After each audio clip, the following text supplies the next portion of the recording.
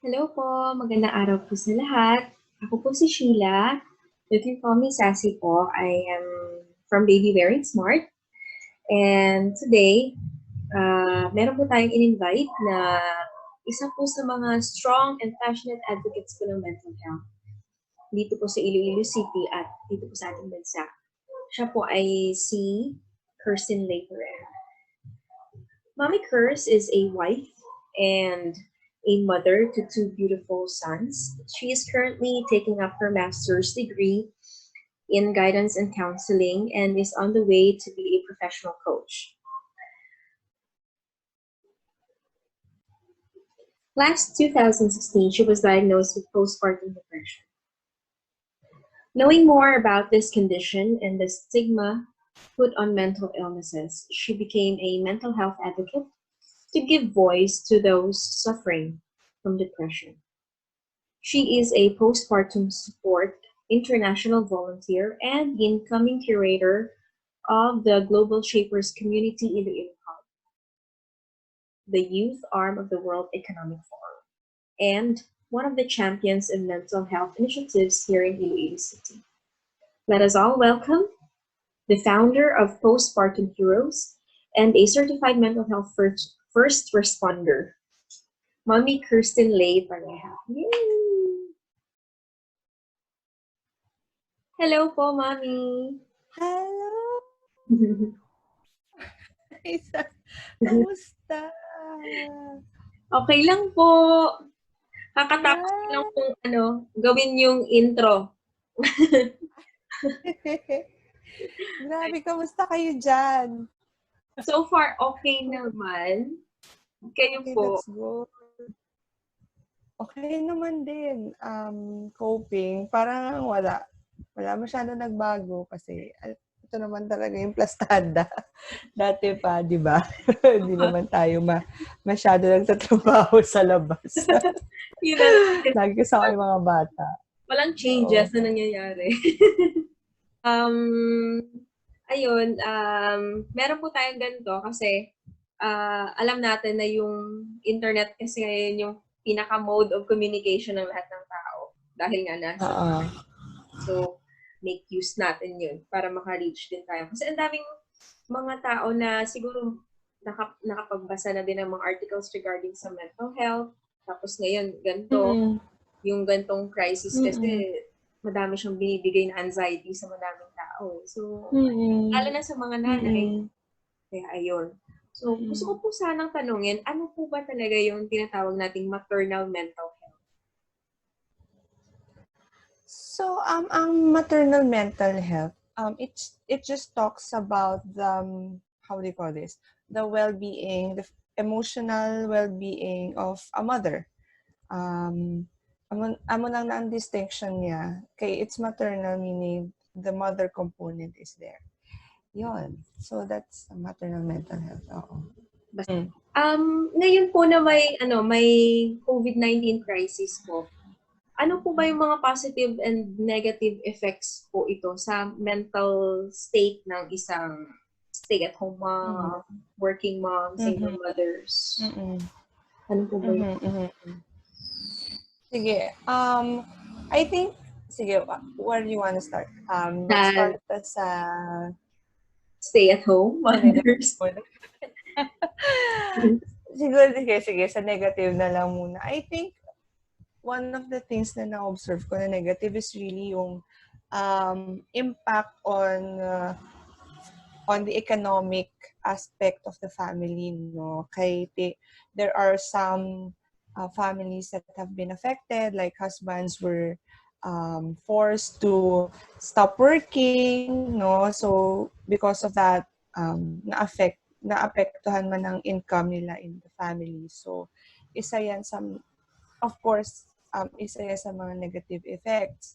Another thing that I've been observing is that for stay-at-home moms, for working moms, or for part-time working moms na na-disrupt man ng ilang work schedule, there has been, how do you call it, disruption. So there has been changes, no, sa ilang routine.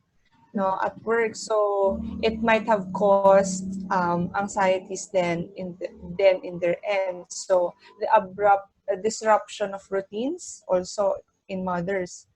Um, and then, but at the same time, no, as you mentioned, hindi lang negative. I'd like also to believe na hindi lang negative ang impact. Although we feel the negative impact, at least we also see that there's also something good that comes out of this quarantine period, no? So, lalo na sa mga working moms, I've been seeing sa mga Facebook posts, they were able to spend more quality time with their children, 'di ba? Kasi when they were working, ang ilang nga gina-pray is that they have more time with their Yes. family. Yes. Now they get to get it.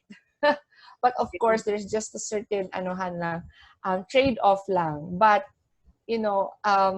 siguro sa mother, there's also certain joy na nakikita natin yung mga anak natin um, at nakakasama natin sila, di ba? Yes. Araw-araw. Oo. And ano pa, another positive thing is that aside from the quality time, mothers can now also have the time to explore other activities or yung mga hobbies nila dati na hindi na nila nagagawa Oh, na yes. because of the quarantine period. Oo, no? Mhm. Natatry na nila magluto for their loved Yes. ones. No, Nagiging natatry chef. na nila manahi. Oh, yes. Oh, O tama. naging chef nanay. Ayan, so oo. And then some, nakikita ko, nagbubuk marathon sila, no? Yung mga mahilig magbasa. So yun, I think those are the things, negative and positive things that can be brought about by the quarantine period for mothers. So Oo. it's really nice po pala, Mami, no, na kahit na may gantong pandemic na nangyayari sa paligid natin, merong mga silver Mm. lining. Yun nga yung sinabi niyo po kanina, yung Yeah. may trade-off. Yes, oo. Sa something na Yes, hindi oo. maibabalik. Kasi Correct. time yun Oo. with the family. Oo. It's so nice. And if there's something yun nga, you mentioned, no, if there's something wonderful that the quarantine has given us, it's the time with the family. Yon. And I think on a personal note, no, um that cannot be parang paid Yes. for a high value of amount of money, no, Yes. time with the family. Yes, I totally No. agree. Ano Mm-mm. naman po yung role ng mga husbands at saka yung mga other members of the family or the household po sa tulong sa mga mothers with perinatal mood disorders po sa ganitong times po na may pandemic po tayo? Yes, yes. So, it's good that you brought that up, no? Kasi ang important talaga ang support system, lalo na yung mga mothers that have been diagnosed with perinatal mood disorders. So the role, of course, of the husband or the partner or family members that they have is really to um, support the mother, um, especially when they undergo parang they undergo episodes, Okay. so to speak, no? Or mga phases So na yun or when yung mga phases, yung mga pag nag-breakdown sila, okay, if there's something also that this quarantine is also giving us as mothers or as people, no, is uncertainty. And uncertainties give us a certain sense of anxiety, right? yes. So basically that's where, and not only that, especially those mothers who are also frontliners, no, Yeah. um at a certain period they might feel traumatized because of the of what's happening, no, in the work setting, and then they come home, they are not able to be with their families agad kasi they have to self quarantine, self isolate, no. So it it will be really hard for these mothers. But again, the role of the husband or partners is to support the mother and um, assure her that they are there to take care not only of her but of the children. Okay, of course, if you're a mother, no, always iniisip mo yung mga anak mo. Mm-mm. So, assurance then for the mother that the children are being taken care of. Yun, and then, especially for the medical frontliners, give them also time to rest and recuperate from their duty, from their duties. Yun. Oo, Um, tama. Kasi pag mm-mm. minsan, pag masyadong pagod yung mother, yung lalo na ngayon Mm. naka-quarantine, mas madaming work sa loob ng bahay. Oo. Mas madami yung Oo, labahan, mas oo, madami oo. yung ayos. Tama Yeah. po kayo na yung Yes. shared parenting is also at play para mas maibisan din yung Yes. stress ng mother. Tama naman. Yes, definitely, definitely. Yun nga when we become parents, when a person becomes a parent, for me, it's a non-negotiable that the mother or the father would identify a person who he or she can partner with, no, parenting partner. Yes. Na of course there will be times na you cannot do everything on your own, right? So it's important that we identify someone who we can just call and say, wait lang, pagod pa ako, pwede ikaw muna. Yung ganun. Or, oh, wait lang, I feel something different, pwede ikaw muna for like 30 minutes. Ganyan. So, definitely important ang parenting partner. Para siyang team. Shared parenting. Parang sub muna, sub. Yes. Yes. Yung ganun. Yes. Tama, correct. Oo.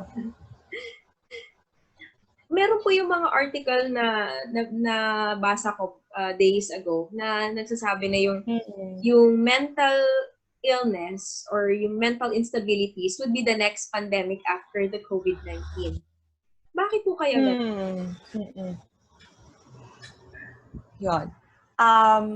I also read some articles about that, and I also agree na, again, as I mentioned, no, one of the things that the pandemic has brought us is a certain level of uncertainty that brings about anxieties.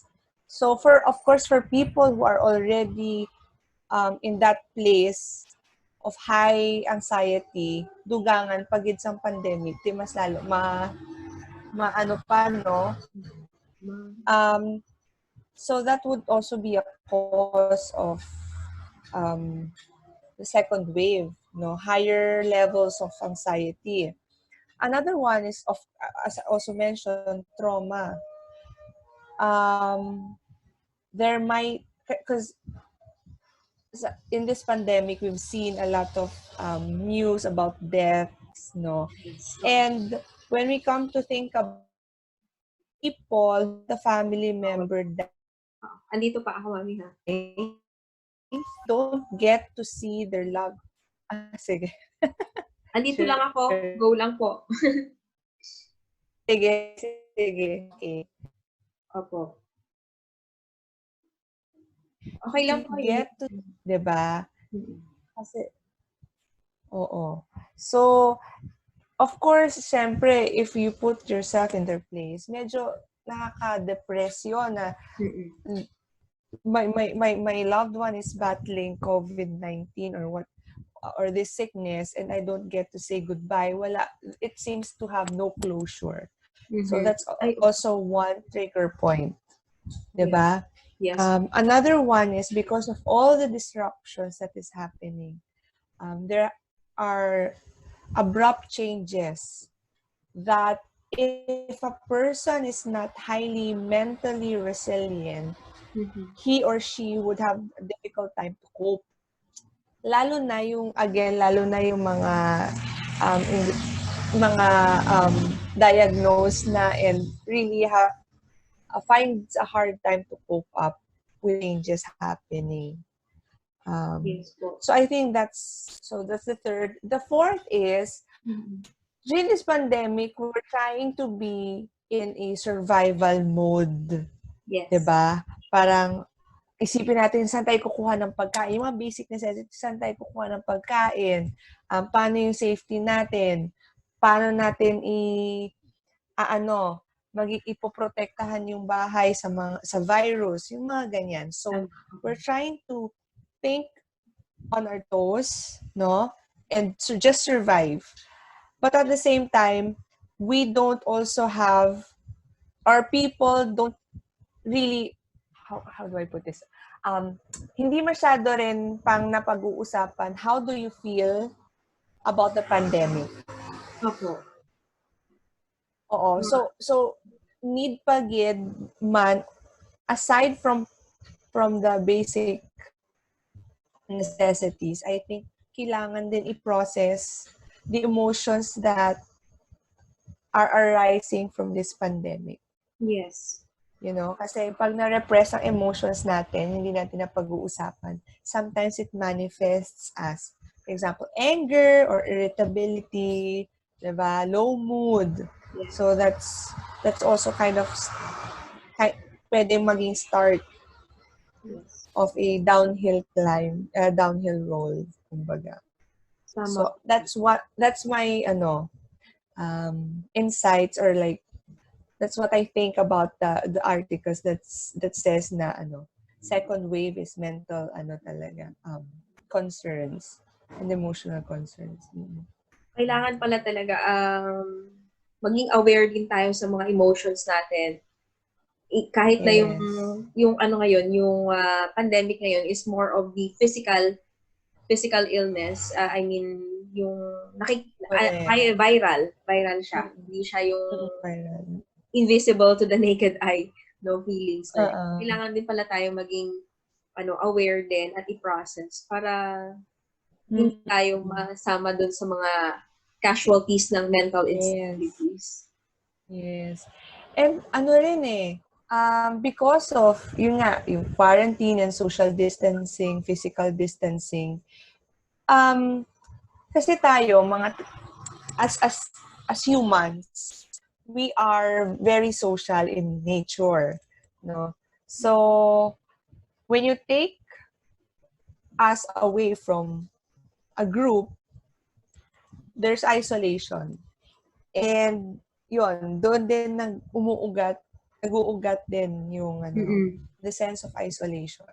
Yeah. So it's helpful to find ways like this, no? We cannot, ikaw hindi mo ako talaga ma-interview in person, but we can do this. At least nakikita ko yung mukha mo, nakikita mo yung mukha ko, di ba? Thanks to technology. Yes, oo nga. Ayun. How can we as mothers protect ourselves during this COVID-19 crisis sa ating mental state? Wow. Binibining Pilipinas na question, no? Oo nga. Ang Miss Universe yata. Sige. How can we protect ourselves, no, as mothers? What I see is, and this is true for me and some of my friends, no, try to lessen our time in social media. It's number one. Lalo na ngayon, kasi syempre, ang dami mong naririnig na news, no? Totoo. Kinakabahan ka na nga, ang taas na anxiety mo, naririnig mo pa yung news na, sorry, may tumala mo to. Na, dito may namatay, dito yung cases dito, ang taas na. Di syempre, mas madugangan pa ang imo nga, di ba? Full ba? So, that's number one. Personally for me, is to limit time in social media and kumbaga visit sites na lang that is objective and for educational purposes, like DOH, no? Yes. Hindi na siguro masyado mag-Facebook. Or iwasan ang mga group chat na nag-ano. Yes. Di ba ang dami ng chat na oh my gosh, what's happening? So, yon. And then second is, Oh my God, nawala yung trail of thought ko.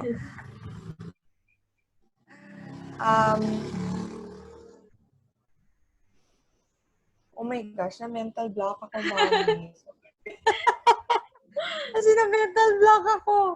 Nasa utak ko na yun kanina. So, yung first is, limit social media. Shucks, nakalimutan ko na. Mental block ako, mommy. Sorry. It's okay. Take a lot of rest. Din tayo. Yes. Take natin ito yung opportunity na nakakapagtulog tayo. Walang rush hour in the morning. Yes, oo. Okay. Another one is acknowledge the emotions that we feel, no? And acknowledge also what is happening now in the present. Okay. So, if you feel, try to identify what you're feeling, no? And try to understand saan nanggagaling yung emotion na yun. So, most likely, related siya sa COVID. Yun. So, but simply naming the emotion can help us manage those emotions. So, if now I say, I feel very angry, kasi pwede naman ako pumasok, hindi ako pinapapasok ng employer ko, yung mga ganyan, di ba? Okay, so I feel angry, no? What can I do now na with that feeling? So, ngayon na galit ako, sige, paano ko to ilalabas? Yun. So, identify then activities, hopefully productive, no? Na pwede mo i-chat yung anger na yun. So, kung galit ka, sige, magluluto na lang ako para yung panghihiwa ko, doon ko na lang ilalabas. Or maglilinis ako ng banyo. Kasi yun yung ginagawa ko. Naglilinis na lang ako ng banyo para ma-process. Another thing is also, I think ito rin sa mga kids, no?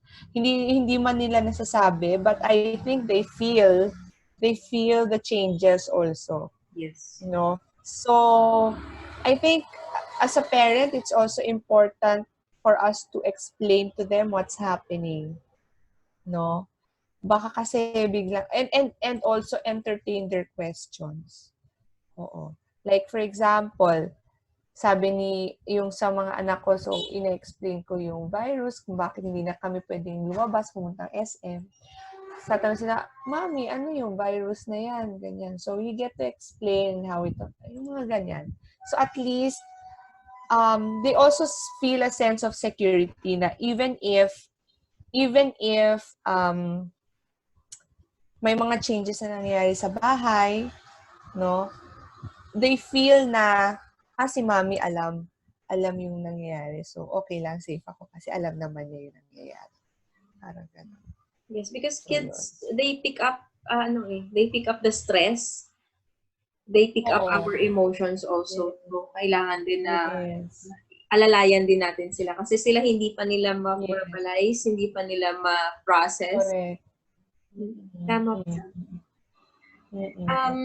To end, may message po ba kayo sa mga mothers natin na nanonood ngayon? Sige. Hi, Mami. Ganun. So,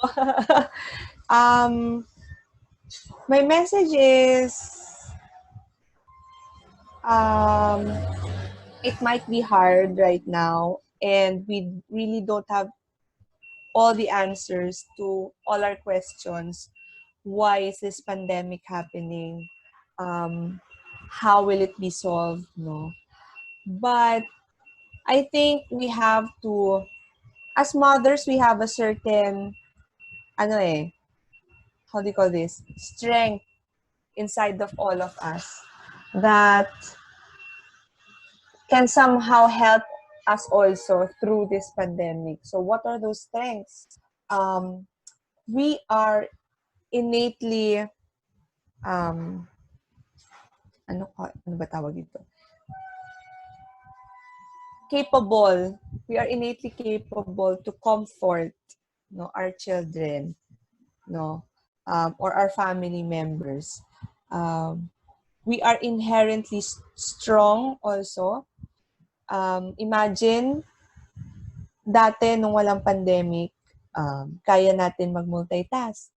Kaya natin maglaba habang nagluluto, habang sumasagot ng cellphone dahil may kailangan sa trabaho.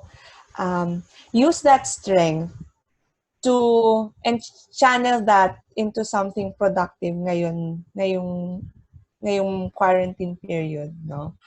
I know there's a lot of negativity, but we also have our own positivity inside as mothers. And lastly, it it's important that we talk about our emotions. And we, as much as it's hard to connect with people because of physical distancing, no, try our best to reach out to our friends in high school. We have all the time now to connect with them, diba? Magchika-chika kayo on Facebook, call, Viber, whatever applications we have there. So what just changed is that we cannot hold each other physically, but we can still be there for each other, no? And be with other people. Yon. Yes. So acknowledge your emotions and channel them into something productive. Yon. Thank you so much, Mommy Krz, for your time, You're for your welcome. Thank you, expertise, for din. your positive words and affirmations. Thank you so much. And I really hope na marami pong mga mothers na ma-inspire, na tuto kung paano i-handle itong COVID-19 crisis ngayon. And hopefully, na tayo magkita-kita after nitong pandemic. Maybe not really after, pero I mean, sometime soon. Na makikita natin na kahit naman na ngayon, hindi tayo magkasama-sama. We are all united. We are still with each other separately. Ayun. Yes. Thank you also, Mami Sachi, for doing this, how do you call this, Q&A learning sessions for mothers. Thank you. Thank you. Thank you. Thank you po. Ingat po kayo. Salamat. Bye, Mami. Thank you.